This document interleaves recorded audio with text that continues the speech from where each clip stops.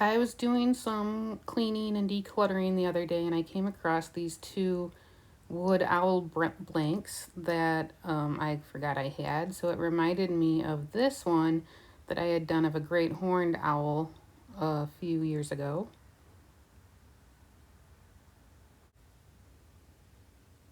So I figured, well, these ones are smaller than that great horned owl, and there's two of them. So obviously they need to become eastern screech owls in both a gray and a red phase. I'm going to start with the gray phase screech owl because those are the ones that I have personally known and worked with. I have not seen a red phase in the wild or worked with one in captivity. I'm going to throw this little guy in here too because he's an owl and I found him and he needs a paint job. So I'm going to start by painting a white base layer on both of the wood blanks and then sketching in the eyes and beak and some guidelines for where the wings are and the talons. Now both red and gray phase have yellow eyes. This is common in owls. Most owl species do have lightly colored yellow eyes or sometimes orangish eyes. One exception is the barred owl here in Michigan has dark eyes, and I haven't really been able to find a reason why the barred owl in particular would have dark eyes, but very few owl species do. Which is weird when you think about it because out of 17 penguin species, only one species of penguins has yellow eyes. They're called the yellow-eyed penguin because their eyes are yellow. Well, I did have a little bit of trouble with filming when I started. You may have noticed that the gray phase screech owl here has some more paint on it than you might have been expecting.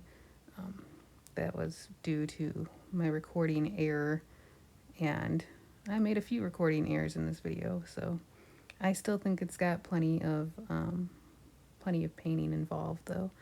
So I am painting here the red phase screech owl with some oranges and yellows. And again, I've not known any red phase personally yet, but I have worked with gray phase screech owls in the past. So I worked with Hoot and Otis and Corey and, oh no, I should remember her name, and another one. And so, Mortimer, I'm sorry, his name. And so, so I've worked with 4 different eastern gray eastern screech owls. And up here you can see I'm starting to paint those tufts of feathers that are at the top of the head. Those have a special name. They're called plumicorns. And most of the wooden owl blanks that you'll find will have plumicorns, which is one reason why I'm not painting a barred owl today.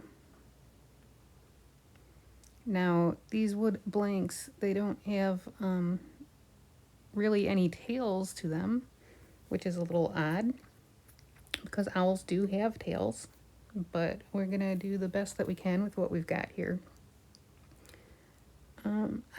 I love talking about owls, and I can talk about their adaptations all the time, but I want to focus a little bit more on the owls that I've known and why they were in captivity for this video. If you want owl facts, I can link down below a whole hour-long presentation where I talk about owls with the Rochester Hills Public Library.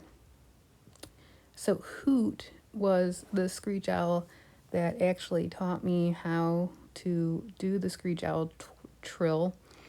And I was actually successful at one point in calling an owl in the wild at Red Oaks Nature Center by just my voice. So that was a pretty exciting day. But Hoot was, he was an owl that was brought into captivity because he was hunting by the side of the road and ended up with an antenna in his eye, and he had already had damage to the other eye, so he was partially blinded in each eye, and so there was no way for him to be released. And toward the end of his life, I believe his sight really, he may have been completely blind toward the end because he would always just call out. And the other owl that was with him, um, Otis didn't respond very often. So as animal keepers, we would call back to him. And so, as pitiful as my screech owl sound might be, it was good enough for him, and I hope it was reassuring for him to have someone call back and not a threat of territory. But he did have to be euthanized eventually because he was losing weight over a period of time. He had stopped grooming himself and bathing, and he was not doing so well socially. His roommate Otis was in captivity because Otis was in a tree that was being cut down. And the screech owl's natural instinct, when forced with a big scary moment, a big predator, is to put those plumicorns up and look as small as possible and try to hide. And so you can imagine if your home that you're trying to hide in is being cut down, hiding in it is probably not the best course of action.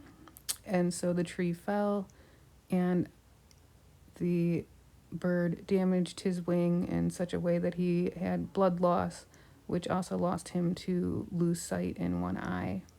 And so he could also, because his wing was damaged in such a way that it didn't heal fully, and that the eye was partially blinded as well, he was not able to be released into the wild. If I remember correctly, Mortimer and Corey, which were the screech owls we had right after Hoot and Otis, they were also hit by cars and had lost vision in one eye each.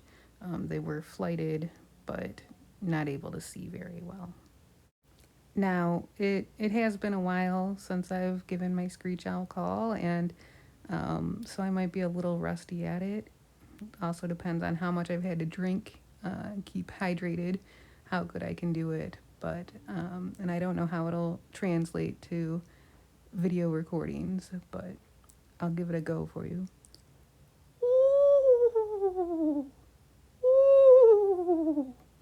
It's that trill, it's kind of like a horse's whinny. Some of the other owls that I've worked with were 3 barred owls. The first barred owl I worked with was Tup Tup, and he was named that because that's when they feel threatened or when people come up to them. They'll kind of chatter their beak and it goes like.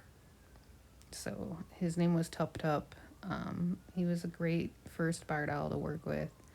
And then when he passed away, there was Sam, who was brought into captivity as a baby because her sibling and she fell out of the nest, and there was a dog in the yard that unfortunately killed her sibling and attacked her as well.